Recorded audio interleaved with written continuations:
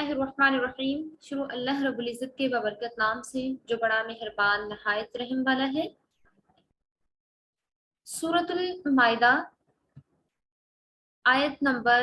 3۔ آج ہم سورۃ المائدہ کی آیت نمبر 3 سے سٹارٹ کریں گے انشاءاللہ۔ کل ہم نے سورۃ المائدہ کی ہاف آیت کا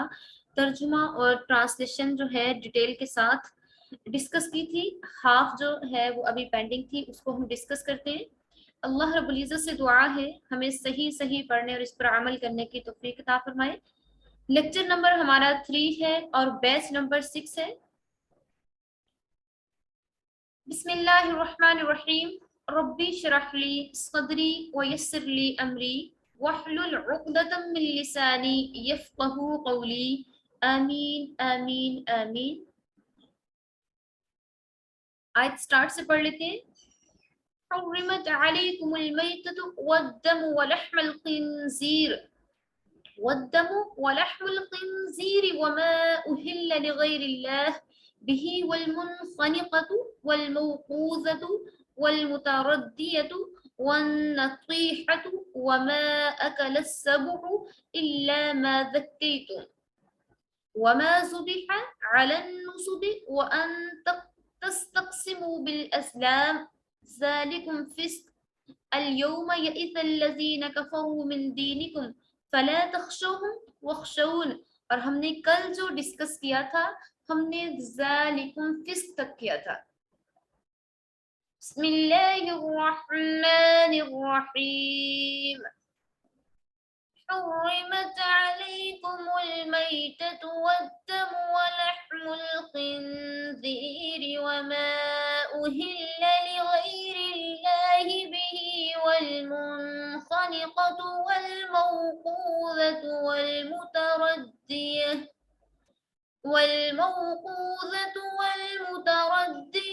والنطيحة وما أكل السبع إلا ما ذكيتم وما ذبح على النصب وأن تستقسموا بالأزلام ذلكم فسق اليوم يئس الذين كفروا من دينكم فلا تخشوهم واخشون اليوم أكملت لكم دينكم وأتممت عليكم نعمتي ورضيت لكم الإسلام دينا فمن اضطر في مخمصة غير متجانف لإثم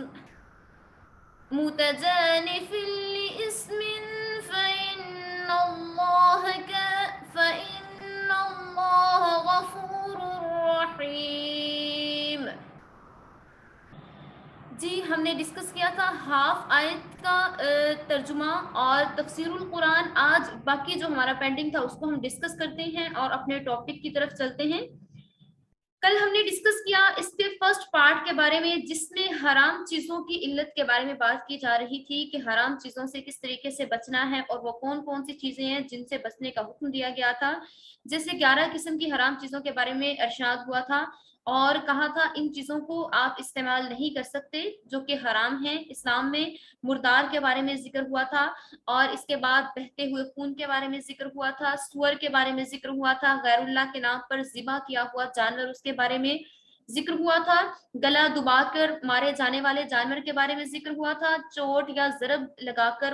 مارا ہوا جو جانور ہے اس کے بارے میں ذکر ہوا تھا، اور اس کے علاوہ ٹکر کھا کر مرنے والا چاہے وہ کسی چیز سے ٹکرایا ہو یا جیسے بھی خود ہی اس کی ڈیتھ ہو گئی ہو تو اس کے بارے میں ذکر ہوا تھا۔ پھر کسی درندے نے چیڑ پھاڑ کے کھا لیا ہو کسی کو اس کے بارے میں ذکر تھا۔ پھر اس کے علاوہ ذکر ہوا تھا ایسی چیزوں کے بارے میں جو کہ خاص جگہ پہ کسی پرستش خانہ یا کہہ لیں کہ کسی وہ ایسی جگہ پہ جہاں پہ غیر اللہ کا نام لیا جاتا ہو، جہاں پہ بت وغیرہ رکھے جاتے ہیں اور اس کے سامنے اگر ذبح کیا جانور ہو اس کو بھی کھائیں گے تو وہ بھی حلال نہیں ہے۔ اور اس کے علاوہ جو چیزیں حلال ہیں جو اللہ تعالیٰ کے نام پہ جانور ذبح کیے گئے ہیں صرف وہی حلال ہیں۔ ان چیزوں کے بارے میں ہم نے کل ڈسکس کیا تھا۔ اور آج اسی آیت کا جو سیکنڈ پارٹ ہے الیوم یئس الذین کفروا من دینکم فلا تخشوہم واخشون، اس کے بارے میں ہم ڈسکس کریں گے۔ آج کے دن جو نا امید ہو گئے کافر لوگ تمہارے دین سے، سو ان سے کہیے کہ مت ڈریں، مجھ سے ڈرتے رہیں۔ کافروں سے ڈرنے کی ضرورت نہیں، آپ مجھ سے ڈرتے رہیے۔ فلا تخشوہم، سو ڈریے مجھ سے، واخشون، اور میرے لیے ہی ڈرتے رہیے۔ الیوم اکملت لکم دینکم، اور تمہارے لیے تمہارے دین کو مکمل کر دیا گیا، تمام کر دیا گیا۔ وَأَتْمَمْتُ، اور پوری کر دی گئی، علیکم نعمتی، تم پر اپنی نعمت کو پورا کر دیا گیا۔ اللہ اکبر۔ وَرَضِيتُ لَكُمُ الْإِسْلَامَ دِينًا، اور میں نے پسند کر لیا تمہارے لیے دین اسلام کو دینا، یہ ایک بہترین دین ہے۔ فَمَنِ اسْتُرَّ فِي مَخْمَصَةٍ غَيْرَ مُتَجَانِفٍ لِإِثْمٍ، پھر جو لاچار ہو یا بھوک کی شدت سے جس کی طبیعت خراب ہو جائے اور جس کو ڈیتھ کا ڈر ہو جائے، تو اس کے لیے پھر گنجائش رکھ دی گئی کہ اگر وہ حرام بھی کھا لے گا تو اس کو اس چیز کا گناہ نہیں ہوگا۔ ٹھیک ہے، یہاں پہ فَمَنِ اسْتُرَّ، مستر کی بات کی جا رہی ہے کہ اگر کوئی مستر ہے، اور مستر کی بھی میں آپ کو ڈیفینیشن بتا دیتی ہوں کہ مستر کون ہوتا ہے، کس پہ یہ حرام چیزیں بھی حلال کر دی گئی ہیں، لیکن کس ٹائم کے لیے، جب تک کہ وہ موت کے منہ سے باہر نہ آ جائے۔ فَإِنَّ اللَّهَ غفور رحیم، بس اللہ تعالیٰ بخشنے والا اور مہربان ہے، لیکن ساتھ ہی کنڈیشن لگا دی گئی ہے، مخمصتن، صرف بھوک کم کرنے کے لیے ہو، جان بچانے کے لیے کھایا جائے اگر حرام بھی کھایا جا رہا ہے، غیر متجانف لاسم، لیکن گناہ کی طرف مائل ہونے والا دل اس کے پاس نہ ہو۔ اب اس جو تیسری آیت ہے سورۃ المائدہ کی، اس میں ڈسکس کیا گیا ہے یئس الذین کفروا من دینکم فلا تخشوہم واخشونی الیوم اکملت لکم دینکم واتممت علیکم نعمتی ورضیت لکم الاسلام دینا۔ اور اس کے نزول کا جو اہتمام ہے وہ یہ 10 ہجری میں رسول اللہ صلی اللہ علیہ وآلہ وسلم کے حجۃ الوداع کے موقع پر عرفہ کے روز 9 ذی الحجہ کو جمعہ کے دن عصر کے ٹائم، نماز عصر کے ٹائم میدان عرفات میں ہوا تھا، اور ذکر 10 ہجری میں جب مسلمانوں کو الحمدللہ اطمینان کی زندگی میسر آئی، مکہ فتح ہو چکا تھا، سارا عرب اسلام قبول کر چکا تھا، عرب نے ہر طرف یہ اعلان کر دیا گیا تھا کہ رسول اللہ صلی اللہ علیہ وآلہ وسلم حج کے لیے مدینہ سے مکہ معظمہ جانے والے ہیں۔ چنانچہ ہر طرف سے مسلمانوں کا ایک سمندر رسول اللہ صلی اللہ علیہ وآلہ وسلم کے ساتھ حج کرنے کے شوق میں ٹوٹ پڑا۔ اللہ اکبر۔ جب جیسے ہی سب کو پتا چلا کہ رسول اللہ صلی اللہ علیہ وآلہ وسلم حج کرنے کے لیے مکہ معظمہ جانے والے ہیں، تو لوگوں کا شوق اور ان کا دیدار دیکھنے والا تھا، ہر طرف سے لوگ امڑ پڑے کہ رسول اللہ صلی اللہ علیہ وآلہ وسلم جا رہی ہیں حج کرنے کے لیے، تو ہم نے بھی رسول اللہ صلی اللہ علیہ وآلہ وسلم کے ساتھ جانا ہے۔ تو اتنا بڑا مسلمانوں کا سمندر رسول اللہ صلی اللہ علیہ وآلہ وسلم کے ساتھ حج کرنے کے لیے نکل پڑا۔ 9 ذی الحجہ کو عرفات کے میدان میں اونٹنی پر سوار ہو کر رسول اللہ صلی اللہ علیہ وآلہ وسلم تشریف لائے، اور اونٹنی پر بیٹھے بیٹھے ہی خطبہ ارشاد فرمایا، جبکہ قریباً 1,24,000 جو تھے، یہ اندازن کہا جا رہا ہے کہ اتنے لوگ جو تھے، قریباً 1,24,000 صحابہ کرام آپ کے گرد جمع تھے، اور اللہ تعالیٰ کی قدرت کا ایک عجیب نظارہ تھا۔ یہی وہ سرزمین تھی جس پہ 10 سال پہلے حضور صلی اللہ علیہ وآلہ وسلم کو ہجرت کرنے پر مجبور کر دیا گیا تھا، اور کہا گیا تھا کہ آپ یہاں سے مکہ معظمہ سے چلے جائیے، کیونکہ آپ کا یہ وطن نہیں ہے، ہم آپ کو ادھر سے نکالنے کی کوشش کر رہے ہیں، تو آپ یہاں سے نکل جائیے نا۔ اور دیکھیں صرف 10 سال کے بعد کیسے اللہ تعالیٰ نے سارا کچھ چینج کر دیا، اتنی رسپیکٹ عطا کی کہ لاکھوں کی تعداد میں، ہزاروں کی تعداد میں ارد گرد وہ لوگ جمع ہوئے ہیں جو آپ کے فالوورز ہیں، جو آپ کی پیروی کر رہے ہیں، اتنی رسپیکٹ کر رہے ہیں کہ ہمارے رسول اللہ صلی اللہ علیہ وآلہ وسلم اگر حج کے لیے جا رہے ہیں تو ہمارے لیے اس سے بڑی خوش قسمتی اور خوش نصیبی کیا ہوگی کہ ہم رسول اللہ صلی اللہ علیہ وآلہ وسلم کے ساتھ حج کریں۔ اللہ اکبر۔ تو دیکھیں صرف ٹائم چینج ہوا، اور اللہ تعالیٰ نے کیسے رسول اللہ صلی اللہ علیہ وآلہ وسلم کی عظمت کو رہتی دنیا تک کے لیے قائم کر دیا، کہ جب تک یہ دنیا رہے گی تو رسول اللہ صلی اللہ علیہ وآلہ وسلم کی عزت و عظمت جو ہے وہ ہمیشہ بلند رہے گی، اور اللہ تعالیٰ نے رسول اللہ صلی اللہ علیہ وآلہ وسلم کی شان کو ہمیشہ کے لیے بلند کر دیا، قیامت تک کے لیے بلند کر دیا۔ اور قریباً سارا عرب جو تھا وہ اسلام قبول کر چکا تھا، اور بہت تھوڑے تھے جو نہیں کر سکے تھے، پھر وہ وہاں سے نکل گئے۔ تو اتنے صحابہ کرام آپ صلی اللہ علیہ وآلہ وسلم کے گرد جمع تھے۔ خطبہ کے دوران رسول اللہ صلی اللہ علیہ وآلہ وسلم نے فرمایا کہ تم سے قیامت میں میری بارے میں سوال کیا جائے گا تو تم کیا جواب دو گے؟ تمام حاضرین نے ایک ہی آواز میں کہا کہ ہم گواہی دیں گے کہ آپ نے اللہ کا پیغام ہم تک پہنچا دیا، اور حق و رسالت کا جو فریضہ آپ پہ تھا آپ نے وہ ادا فرما دیا، اور امت کو نصیحت کرنے میں آپ نے کوئی کسر نہیں چھوڑی، اور امانت الہی کو ٹھیک ٹھیک طرح سے پہنچا کر اپنا فرض ادا کر دیا۔ یہ سن کر آپ صلی اللہ علیہ وآلہ وسلم نے آسمان کی طرف انگلی اٹھائی اور 3 بار فرمایا، اے اللہ گواہ رہیے، اے اللہ گواہ رہیے، اے اللہ گواہ رہیے، اے اللہ گواہ رہیے۔ مینس کہ این اسی وقت یہ آیت مبارکہ نازل ہوئی، اور اس آیت کے نزول کے بعد 81 قریباً 81 روز رسول اللہ صلی اللہ علیہ وآلہ وسلم اس دنیا میں جلوہ افروز رہے۔ حضرت ابو بکر صدیق رضی اللہ تعالیٰ عنہ نے جب یہ آیت سنی تو رونے لگے، اور سمجھ گئے کہ رسول اللہ صلی اللہ علیہ وآلہ وسلم کی جو بعثت ہے وہ صرف تکمیل دین اور تعلیم عبادت کے لیے تھی، اب یہ غرض پوری ہو چکی ہے، اور اس میں ذکر آ چکا ہے الیوم اکملت لکم دینکم، آپ کا کام تھا دین کو مکمل کر دینا، اور وہ پورا ہو چکا ہے، واتممت علیکم نعمتی ورضیت لکم الاسلام، کہ آپ نے اسلام کو ایک بہترین دین کے طور پر بنا دیا ہے، اور آپ پر اپنا انعام تمام ہو گیا ہے۔ تو حضرت ابو بکر صدیق کافی رونے لگے اور پریشان ہو گئے۔ تو جیسے ہی اب یقیناً حضور صلی اللہ علیہ وآلہ وسلم کو ان کو پتہ چلا کہ اب یقیناً حضور صلی اللہ علیہ وآلہ وسلم کے پردہ پوشی کا ٹائم قریب ہے، اور اس لیے ان کا یہ خیال درست بھی تھا کہ قریباً 81 روز رسول اللہ صلی اللہ علیہ وآلہ وسلم اس فانی دنیا میں رہے، اور اس کے بعد پھر اس آیت کا نزول آخری نہیں ہے، کیونکہ آپ صلی اللہ علیہ وآلہ وسلم کے پردہ فرمانے سے 9 روز قبل بھی ایک آیت نازل ہوئی تھی، وَاتَّقُوا يَوْمًا تُرْجَعُونَ فِيهِ إِلَى اللَّهِ ثُمَّ تُوَفَّى كُلُّ نَفْسٍ مَا كَسَبَتْ وَهُمْ لَا يُظْلَمُونَ۔ سورہ بقرہ کی آیت نمبر 381 جو ہے وہ تب نازل ہوئی تھی، ٹھیک ہے، ابھی 9 روز پہلے آپ کے پردہ فرمانے سے 9 دن قبل آیت جو ہے سورۃ البقرہ کی آیت نمبر 381 نازل ہوئی تھی۔ اور یہاں پہ الیوم اکملت لکم دینکم کے نزول کے بعد اس پر یہ بات ختم ہو گئی، تمام ہو گئی، اس کو آخری آیت بھی کہہ سکتے ہیں، لیکن اس میں اس چیز کو واضح کر دیا گیا کہ یہ آخری آیت نہیں تھی، لیکن اس میں ایک چیز ڈیفائن کر دی گئی تھی کہ رسول اللہ صلی اللہ علیہ وآلہ وسلم کے ذمے جو کام لگایا گیا تھا اور کہا گیا تھا کہ آپ نے ایک بہترین طریقے سے امت کو ایک الہ کی طرف لے کے آنا ہے، ایک معبود کی طرف لے کے آنا ہے، اور آپ نے ان کو بتا دینا ہے اللہ ایک ہے، وہی الہ ہے، وہی معبود ہے، وہی ہر چیز کا بنانے والا ہے، وہی ہر چیز کو کریٹ کرنے والا ہے، ہر چیز کو کس طریقے سے رکھا جائے گا، کس طریقے سے مینٹین کیا جائے گا، کس طریقے سے سورج صبح کے ٹائم مشرق سے نکلے گا، سورج کیسے مغرب کے طرف غروب ہوگا، ہر چیز کا ایک جو نظام ہے وہ بنانے والی ذات الہ ہے، الہ ہے، وہی معبود ہے۔ یہ چیز متعارف کروانے کے لیے رسول اللہ صلی اللہ علیہ وآلہ وسلم اس دنیا میں تشریف لائے، اور بڑے بہترین طریقے سے امت مسلمہ کو اللہ رب العزت کے الہ ہونے کے بارے میں سمجھا دیا، اور امت مسلمہ کے لیے خصوصی انعامات یہاں پہ بیان فرما دیے گئے۔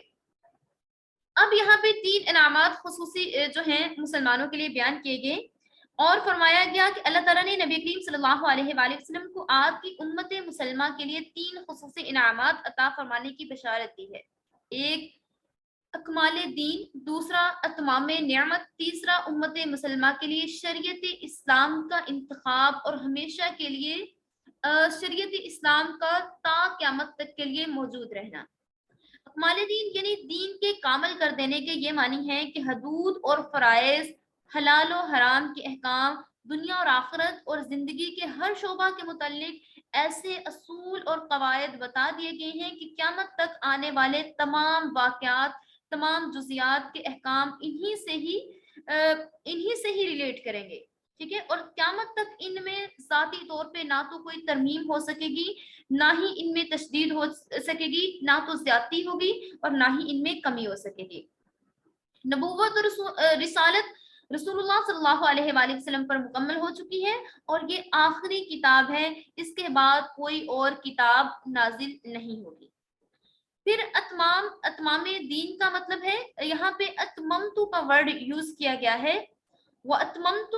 عَلَيْكُمْ نِعْمَتِي, اور آپ پر اتمام نعمت کا مطلب یہاں پہ واضح کیا گیا ہے کہ اللہ تعالیٰ نے امت مسلمہ کو دین کامل دے کر اپنی نعمتیں پوری کر دی. نیز اب اہل اسلام کسی کے محتاج نہیں, ان کو اللہ تعالیٰ نے غلبہ و قوت اور اختیار عطا فرما دیا ہے, جس کے ذریعے وہ اس دین حق کے احکام کو نافذ اور جاری کر سکیں گے.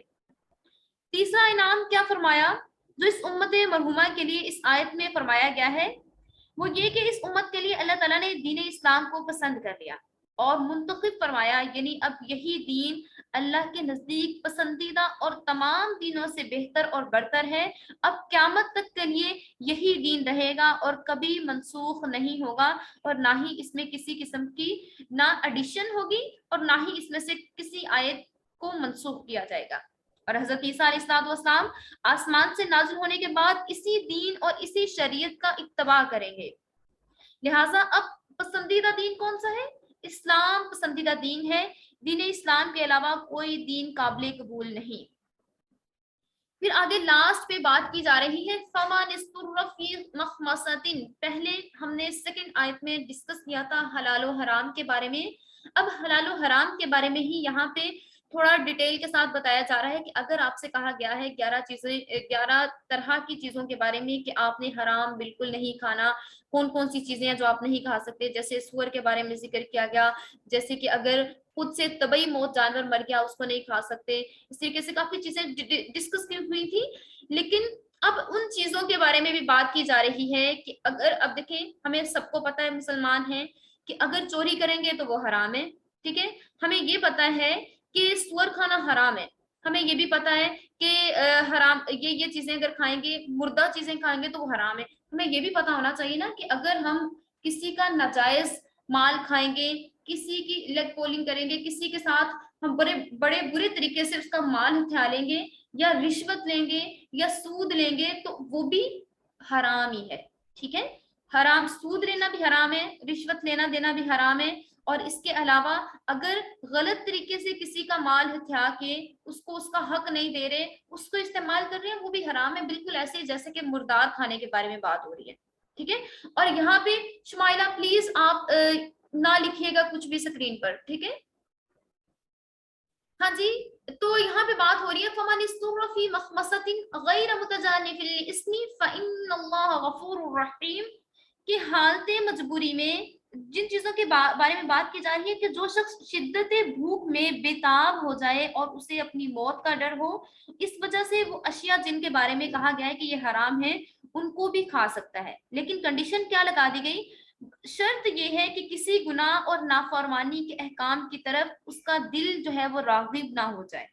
ٹھیک ہے, کہ اتنا کھانا ہے, اگر کسی نے مستر کون ہے, اگر اس نے 3 دن تک کھانا نہیں کھایا یا 1 دن تک, وہ اتنی زیادہ اس کو کمزوری ہے کہ ایک ہی دن اس کا صبح یا شام کھانا نہ کھانے کی وجہ سے اس کی حالت ایسی ہو گئی ہے کہ اس کو اپنی موت سامنے نظر آ رہی ہے. ٹھیک ہے, دین وہ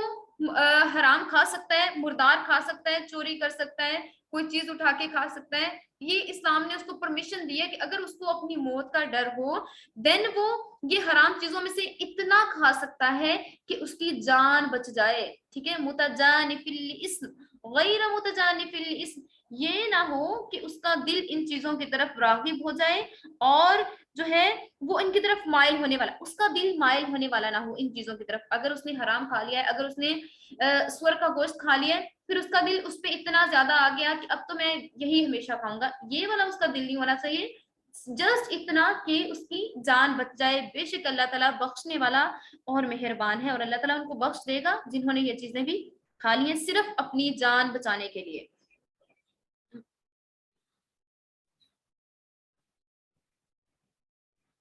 اور اس کے علاوہ ایسی بھی بات کی جا رہی ہے کہ کسی کی حالت ایسی ہو جائے کہ کھانے کے لیے کوئی حلال چیز اس کے پاس موجود نہ ہو, भूख बहुत ज्यादा सख्त हो और जान उसकी निकलने लगे, उसको अपनी जान पे हो कि अब मेरी जान बचाने के लिए ये अगर मैं थोड़ी सी खा लूं तो ही मेरी जान बच सकती है, अदरवाइज मेरी जान नहीं बच सकती, तो उसने जरूरत से ज्यादा हद से तजावुज नहीं करना। और ये भी उसकी उसकी जहनीत ये भी नहीं होनी चाहिए कि मैंने इससे लज्जत लेनी है, ये कितनी डिलीशियस है, कितनी मजेदार है, इसका मजा लेने के लिए भी वो चीज उसे नहीं खानी, बल्कि सिर्फ और सिर्फ इतनी खानी है कि जिससे वो उसकी जान बच जाए। जान बचाने के लिए ऐसी चीज का खा लेना जायज बताया गया है।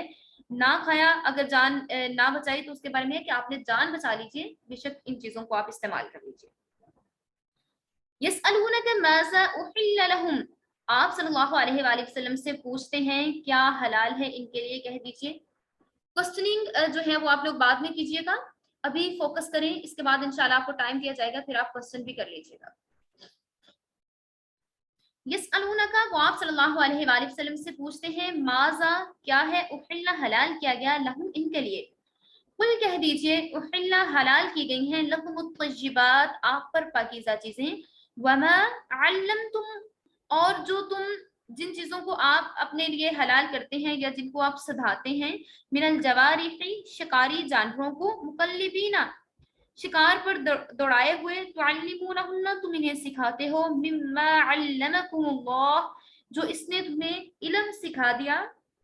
फकुलू बस आप खाओ, मिम्मा इससे अमसकना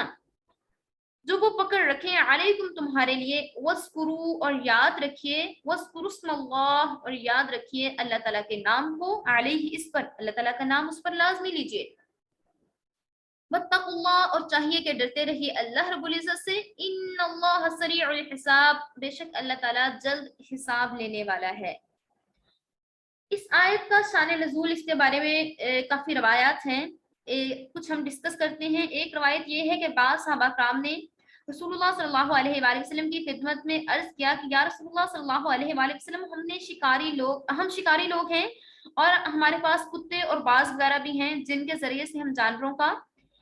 शिकार करते हैं, क्या ये हलाल है या नहीं हलाल। दूसरी रवायत ये है कि एक बार हजरत जिब्राइल अलैहिस्सलाम हुजूर सल्लल्लाहु अलैहि वसल्लम के पास तशरीफ लाए और उन्होंने देखा, मकान के पास तशरीफ लाए, अंदर आने की इजाजत चाहिए, लेकिन बावजूद इजाजत मिल जाने के हजरत जिब्राइल अलैहिस्सलाम अंदर आने में उनको तख्तीर हुई, बाहर खड़े रहे। हुजूर सल्लल्लाहु अलैहि वसल्लम ने कुछ देर इंतजार किया, खुद बाहर तशरीफ ले आए और तख्तीर का सबब दरियाफ्त फरमाया। जिब्राइल अलैहिस्सलाम ने कहा कि या रसूलुल्लाह सल्लल्लाहु अलैहि वसल्लम, जिस घर में तस्वीर या कुत्ता हो हम इसमें हरगिज दाखिल नहीं होते। तलाश करने पर मालूम हुआ कि घर के एक कोने में छोटा सा कुत्ते का जो बच्चा था वो मौजूद था। हुजूर सल्लल्लाहु अलैहि वसल्लम ने उसको बाहर निकलवा दिया, मीन्स के वो कोई घर में रखा हुआ नहीं था, कहीं से चलता चलाता वहां पे आके आ गया था और वहां पे छुप के कोने में बैठा हुआ था। फिर उसको वहां से निकलवा दिया गया और हुक्म दिया गया कि मदीना में जितने भी कुत्ते हैं सबको वहां से निकलवा दिया जाए। इस पर सहाबा कराम ने हाजिर खिदमत होकर अर्ज किया, या रसूलुल्लाह सल्लल्लाहु अलैहि वसल्लम, हम तो कुत्तों से शिकार करते हैं और हमारे सधाए हुए शिकारी कुत्ते नील गाय और हिरन को भी शिकार कर लेते हैं। अब हुजूर सल्लल्लाहु अलैहि वसल्लम ने कुत्तों के कत्ल कर देने का हुक्म दे दिया है और दरिंदा के पकड़े हुए मुर्दार जानवर के हराम होने का भी हुक्म दे दिया है। अब हम क्या करें? अब तो आप सल्लल्लाहु अलैहि वसल्लम आपने कहा है कि यहाँ से सारे कुत्तों को निकाल दिया जाए और इन्हें खत्म कर दिया जाए, अब आप हमें बताइए कि हम क्या करें। तो अब इसके बारे में कोई हुक्म दीजिए। यसअलूनका माज़ा उहिल्ला लहुम, अब इनके हलाल होने के बारे में हमें कोई इजाजत दीजिए या हुक्म दीजिए। तब फिर उसके बाद कुत्तों के कत्ल की ममानात भी कर दी गई, हालांकि उस टाइम पर ये कहा गया था कि इनको खत्म कर दिया जाए, फिर उनके कत्ल की ममानात कर दी गई और शिकारी कुत्ते के मुतालिक अहकामात भी हुए। यहाँ इस आयत में शिकारी जानवर के शिकार के हलाल होने के मुतालिक चंद बातें बताई गई हैं। ये कि शिकारी जानवर कुत्ता बाज या जो भी है, शिकार के लिए बाकायदा उसको सिखाया गया हो, उसको सधाया गया हो। सिखाने या सधाने का असूल ये करार दिया गया है कि जब कुत्ता शिकार पर छोड़ा जाए तो वो शिकार पकड़कर मालिक के पास ले आए, खुद उसको बैठ के खाने ना लगे। ठीक है, जैसा पहले बताया गया है कि अगर किसी दरिंदे ने किसी को खा लिया है जानवर को, तो वो इंसान के लिए इस्तेमाल करना मुजरे सेहत भी है, क्योंकि उसके अपने भी जरासीम उसके अंदर लगे हुए होते हैं, खाते हुए उसका सलाइवा اس کا لاب اس کے اندر مکس ہو جاتا ہے، وہ چیز مضر صحت ہے اور ساتھ اس چیز کو حرام قرار دے دیا گیا ہے. اس کو اس طریقے سے سکھایا جائے، اس طریقے سے اس کو ٹرین کیا جائے کہ جب وہ شکار پکڑ کے لے کے آئے تو بالکل جیسا اس نے پکڑا ہے زندہ و سالم اس کو لے آئے، اس کو خود کھانے کے لیے نہ بیٹھ جائے. جو اس کے خلاف ٹرین کریں گے، مثلا جو کتا وغیرہ ہے خود شکار کرے، اس کو خود کھانے کے لیے بیٹھ جائے اور مالک کے بلانے پر بھی واپس نہ آئے، تو یہ شکار مالک کا نہیں ہے، اس لیے اس کو اس کا کھانا بھی جائز نہیں ہے. دوسری شرط یہ ہے کہ شکاری اپنے ارادے سے کتے یا شکار کو یا ان کا جو باز وغیرہ ہے اس کو بھیجے، اور پھر اسے کوئی دوسرا جو ہے اس کے پیچھے سے وہ اس کو شکار کر لے تو بھی یہ کنڈیشن ہے کہ وہ نہیں اس کو استعمال کر سکتا. پھر یہاں پہ یہ بھی کہا جا رہا ہے کہ اگر کسی کتے نے اس کو پکڑا یا باز جو تھا اس نے پکڑ لیا لیکن پھر اس مالک تک پہنچا دیا، مالک نے بسم اللہ کہہ کے اس کو پکڑ لیا، تو اگر جانور شکاری کے پاس آنے تک دم توڑ چکا ہو تو بھی حلال ہے. مینس کہ جب اس نے پکڑا اور اس کو پکڑ کے اس نے بسم اللہ الرحمن الرحیم اللہ کا نام اس پہ لے لیا، اللہ کا نام لینے کے بعد اگر وہ اس کے شکاری کے پکڑنے سے بھی، جو شکاری کتا ہے یا باز ہے جو بھی، اس کے پکڑنے سے بھی، اس کے زور سے پکڑنے سے بھی اگر وہ اس کی ڈیتھ ہو جاتی ہے، لیکن اگر جو اس کا مالک ہے اس نے اس پر اللہ کا نام لے دیا ہے تو بھی وہ حلال ہے.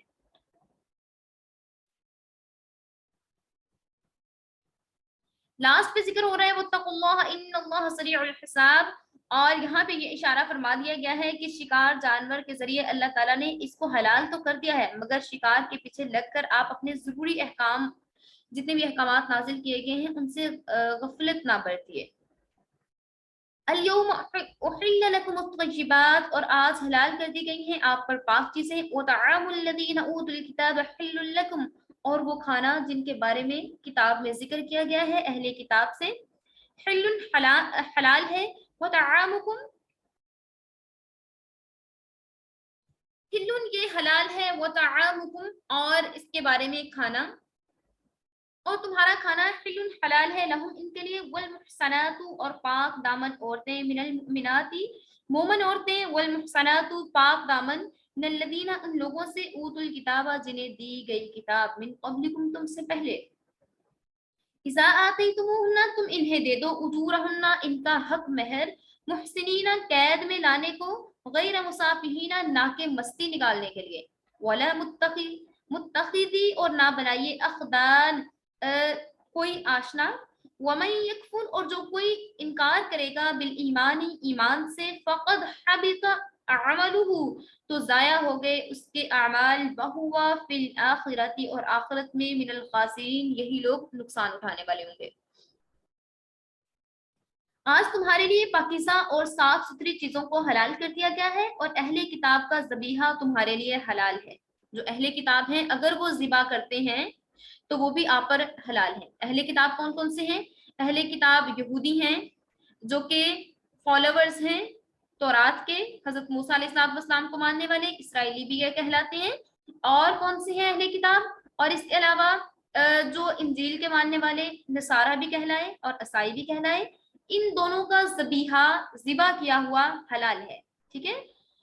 وطعام الذین اوتوا الکتاب حل لہم، اور وہ کھانا جو کہ اہل کتاب کی طرف سے ذبح کیا گیا ہو وہ بھی تمہارے لیے حلال قرار دیا گیا ہے. وطعامکم حل لہم، اور تمہارا ذبیحہ بھی ان کے لیے حلال ہے. اگر مسلمان ذبح کریں گے تو ان کا ذبیحہ بھی حلال ہے ان کے لیے، اور اہل کتاب کا ذبیحہ بھی مسلمانوں کے لیے حلال ہے. اور مسلمان پاک دامن عورتیں اور اس قوم کی پاک دامن عورتیں جس کو تم سے پہلے کتاب دی گئی تمہارے لیے حلال ہیں. جب اہل کتاب عورتوں کے بارے میں بات ہو رہی ہے، پہلے ہم نے سورۃ البقرہ میں بھی اس کو ڈسکس کیا تھا کہ اہل کتاب عورتوں سے نکاح جائز ہے. ٹھیک ہے. اور پاک دامن عورتوں سے جن کو آپ سے پہلے کتاب دی گئی تھی وہ بھی آپ کے لیے حلال ہیں، بشرطے کہ آپ ان کو ان کا حق مہر دے دو اور انہیں نکاح میں لے آؤ، نہ تو ان سے اعلانیہ بدکاری کرو، غیر مصافحین نہ مستی نکالنے کے لیے، نہ ان سے بدکاری کرنے کے لیے، ایسا نہیں کرنا آپ نے اگر وہ پاک دامن ہیں تو ان کو نکاح میں لانے کے لیے. ولا متخذی اخدان، اور نہ ان سے خفیہ طور پہ کوئی تعلق قائم نہیں کرنا آپ نے. ولا متخذی اخدان، خفیہ طور پہ ان سے آپ نے ریلیشن قائم نہیں کرنا. اور جو شخص ایمان کے ساتھ کفر کرے گا وَمَن يَكْفُرْ بِالْإِيمَانِ فَقَدْ حَبِطَ عَمَلُهُ وَهُوَ فِي الْآخِرَةِ مِنَ الْخَاسِرِينَ، اور جو شخص ایمان لانے کے باوجود ان چیزوں پر عمل نہیں کرے گا، کفر کرے گا، تو اس شخص کے تمام اعمال ضائع ہو جائیں گے اور آخرت میں وہ نقصان اٹھانے والوں میں سے ہوگا۔ اب اس آیت میں دو چیزوں کی علت بیان کی گئی ہے، ایک یہ کہ جو اہل کتاب ہیں، یہودی ہیں، نصرانی ہیں، اور ان کا ذبح کیا ہوا جانور مسلمانوں کے لیے حلال ہے، مسلمانوں کا ذبح کیا ہوا جانور بھی اہل کتاب کے لیے حلال ہے۔ دوسری بات یہاں پہ اہل کتاب کی پارسا عورتوں سے مسلمان مردوں کا نکاح درست ہونے کے بارے میں بات کی گئی ہے، اور یہاں پہ طعام کا لفظ استعمال ہوا ہے جس کے لفظی معنی کھانا کی ہیں، لیکن مفسرین کے نزدیک کھانے سے مراد ذبیحہ جانور ہے، کیونکہ دوسری قسم کے کھانوں میں مثلا جیسے کہ آٹا ہے، دال، چاول، پھل، میوہ وغیرہ، اس میں اہل کتاب کی تخصیص نہیں ہے۔ ایسے کھانے کی خشک چیزیں ہر انسان کے ہاتھ سے کھانا جائز ہے، خواہ وہ کسی بھی مذہب کا ہو، کسی بھی ملت کا ہو، کسی بھی قوم کا ہو، ان سے آٹا، دال، چاول، پھل وغیرہ یہ سب چیزیں لینا اور ان کے ہاتھ سے لے کر کھانا جائز ہے، ٹھیک ہے۔ لیکن ذبیحہ کے لیے یہ چیز ضروری ہے کہ جو ذبح کیا جائے وہ اہل کتاب ہی اہل کتاب کے ہاتھ سے لے کے کھا سکتے ہیں اور فروخت کر سکتے ہیں، تو اس میں کوئی گناہ نہیں ہے، ٹھیک ہے۔ تو یہاں پہ اب مسلمانوں کے لیے کتابی عورت سے نکاح کے جائز ہونے کے بارے میں بات کی جا رہی ہے کہ اگر وہ پاک دامن ہیں، اہل کتاب عورتیں، تو مسلمان مردوں کا ان سے نکاح حلال ہے، مسلمان مرد ان کے ساتھ نکاح کر سکتے ہیں۔ اور اس کے بعد بات کی جا رہی ہے کہ اگر جو ایمان لانے والے ایمان لے آئیں اور اس کے بعد وہ ان چیزوں پر عمل نہیں کرتے، حلال و حرام میں فرق نہیں کرتے، اور جو ان کو احکامات بتا دیے گئے ہیں ان پر عمل نہیں کرتے، پھر ان میں اور ان لوگوں میں کوئی ڈفرنس نہیں رہے گا، تو اللہ تعالیٰ انہیں بھی جو کہ ایمان لے کے آئے ہیں اس کے باوجود عمل نہیں کر رہے، تو یہ لوگ بھی آخرت کے دن خسارے میں ہوں گے، خسارہ اٹھانے والے لوگوں میں سے ہوں گے۔ يا أيها الذين آمنوا إذا قمتم إلى الصلاة فاغسلوا وجوهكم وأيديكم إلى المرافق وامسحوا برؤوسكم وأرجلكم إلى الكعبين، اے ایمان والو جب تم اٹھو نماز کے لیے تو غسل تو دھو لیا کرو، فاغسلوا تو دھو لیا کرو، وجوہکم اپنے منہ کو، اپنے ہاتھوں کو کوہنیوں سمیت، وامسحوا اور مسح کر لیا کریں، برؤوسکم اپنے سروں کا، وارجلکم اور اپنے پاؤں کا، الی الکعبین ٹخنوں سمیت، وان کنتم جنبا فطہروا اور اگر تم ناپاک ہو تو خوب اچھے طریقے سے پاک ہو جایا کرو، وان کنتم مرضى او علی سفر او جاء احد منکم من الغائط اور اگر تم میں سے کوئی بیمار ہو یا حالت سفر میں ہو یا وہ بیت الخلاء میں جائے، او لامستم النساء یا پھر وہ عورتوں سے اس کا فزیکل ریلیشن ہو، فلم تجدوا ماء فتیمموا صعیدا طیبا تو پھر اگر وہ پانی کو نہ پائے تو اسے چاہیے کہ تیمم کر لے، صعیدا طیبا پاک مٹی کے ذریعے سے تیمم کرنا ہے اس نے، فامسحوا بوجوہکم وایدیکم اور پھر اس نے مسح کرنا ہے اپنے منہ کا اور اپنے ہاتھوں کا، اس سے مٹی کے ساتھ، ما یرید اللہ لیجعل علیکم من حرج ولکن یرید لیطہرکم ولیتم نعمتہ علیکم ولعلکم تشکرون، اور اللہ تعالیٰ کو یہ منظور نہیں کہ آپ پر کوئی تنگی ڈالیں، لیکن اللہ تعالیٰ کو یہ منظور ہے کہ آپ کو پاک صاف رکھا جائے، اور یہ تم پر اللہ تعالیٰ نے اپنا انعام نازل فرمایا ہے تاکہ تم شکر ادا کرو اور اس کا احسان مانو۔ وَاذْكُرُوا نِعْمَةَ اللَّهِ اور یاد کیجیے اللہ تعالیٰ کی نعمتوں کو، علیکم جو کہ تم پر ہوئی ہیں، وَمِيثَاقَهُ اور جو کہ اس نے عہد کیا، الذی جو کہ واثقکم اور اس نے باندھا بھی اس کو، اذا قلتم جب تم نے کہا، سمعنا ہم نے سنا، واطعنا اور ہم نے اطاعت کی، کہا مانا واتقوا اللہ اور چاہیے کہ ڈرتے رہیے اللہ رب العزت سے، ان اللہ علیم بذات الصدور بے شک اللہ تعالیٰ جاننے والا ہے سینوں میں چھپی ہوئی باتوں کو، ہر چیز کے بارے میں علم رکھے ہوئے۔ اب یہاں پہ ان آیات میں ڈسکس کیا جا رہا ہے وضو کے فرائض کے بارے میں، غسل کے بارے میں، تیمم کے بارے میں، وعدہ کے بارے میں، اللہ تعالیٰ سے ڈرتے رہنے کے بارے میں، اللہ تعالیٰ کے کوئی بھی حکم ہے یا اللہ تعالیٰ نے جو ہم پہ نعمتیں نازل کی ہیں ان پر شکر ادا کرنے کے بارے میں یہاں پہ ڈسکس کیا گیا ہے۔ सबसे पहले वजू के 4 फराइज हैं, उनके बारे में जिक्र किया गया है कि इसका इजहार किया गया है कि अल्लाह ताला ने किस तरीके से इस चीज को वाज़ेह करके बयान कर दिया है, फगसिलू वुजूहकुम, और इसमें तमाम उम्मत का इत्तेफाक है कि पहला फर्ज वजू में मुंह धोने का है। आयत में इसमें 2 बार या 3 बार धोने की कोई कैद नहीं, एक बार भी धोए तो भी हो जाएगा, लेकिन मसनून तरीका है कि 3 बार ही धोया जाए। ठीक है, मुंह का जितना धोना फर्ज है, इसकी हद ये है कि पेशानी के बालों से लेकर ठोड़ी के नीचे तक, जहां तक बाल हों, और एक साइड से लेकर, एक कनपट्टी से लेकर, एक कान की साइड से लेकर दूसरे कान तक, दूसरी कनपट्टी तक। और अगर मेल के लिए है, अगर दाढ़ी के बाल घने ना हो तब जिल्द का धोना फर्ज है, और अगर घने हो तो बालों का धोना भी फर्ज है। आंख का कोना या कोई भी जो, इसमें सारा फेस अच्छे तरीके से वॉश कर लेना बेहद जरूरी है। ठीक है, अगर फेस पे कोई चीज जम गई हो, जैसे कोई मास्क वगैरह लगाया हुआ है, वो अगर फेस पे जम गया है तो उसको उतारना फर्ज है। इसी तरीके से हमारी बालों में ये जो हमारे आई लैशेस हैं, इनका भी अच्छे तरीके से इनके अंदर तक पानी पहुंचाना जायज है, जरूरी है। मींस कि अगर हमने मस्कारा वगैरह लगाया हुआ है तो उसके अंदर तक पानी का जाना जरूरी है। अगर वाटर प्रूफ है फिर पानी नहीं जाएगा, वो उसके ऊपर से ही पानी होगा और वो नीचे गिर जाएगा, तो उसको साफ करना जरूरी होता है। तो आप उसको मेकअप रिमूवर के साथ, या आप उसको जिस तरीके से भी साफ करते हैं, पहले उसको साफ कीजिए, उसके बाद फिर आप वजू कीजिए।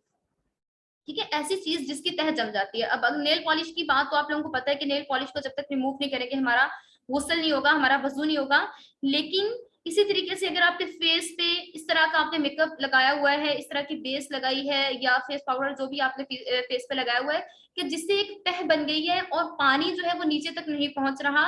देन उसको भी रिमूव किए बगैर आपका वजू नहीं होगा, फेस आपका वॉश नहीं होगा, उसको उतारना है। अगर बहुत जरूरी है आपका मेकअप करना, तो पहले वजू कर लें, उसके बाद आप मेकअप कर लें, और उससे भी 2-3 नमाजें तो आपकी गुजर जाएंगी ना। तो सो ये आसानी के लिए है। और इसके अलावा जब आप पूरा वजू कर लें, पूरा वजू करने के बाद अगर आपके हाथों पे नेल पॉलिश लगी हुई है, देन आप सारा वजू कर लें, सारा गुस्ल कर लें। इतना टाइम नहीं है, टाइम बहुत शॉर्ट है, टाइम बहुत शॉर्ट है। तो देन फिर आप इस तरह से करेंगे कि सारा वजू कर लेंगे, सारा गुस्ल कर लेंगे, उसके बाद आपका वजू भी हो गया, गुस्ल भी हो गया। उसके बाद आप टाइम निकालिए, नेल रिमूवर जो है, नेल पॉलिश रिमूवर, उससे अपने हाथों को साफ कीजिए। साफ करने के बाद आप हाथों को 3 दफा धो लेंगे, आपका वजू और गुस्ल दोनों अदा हो जाएंगे। ठीक है, इसके लिए दोबारा से आपको वजू और गुस्ल करने की जरूरत नहीं है।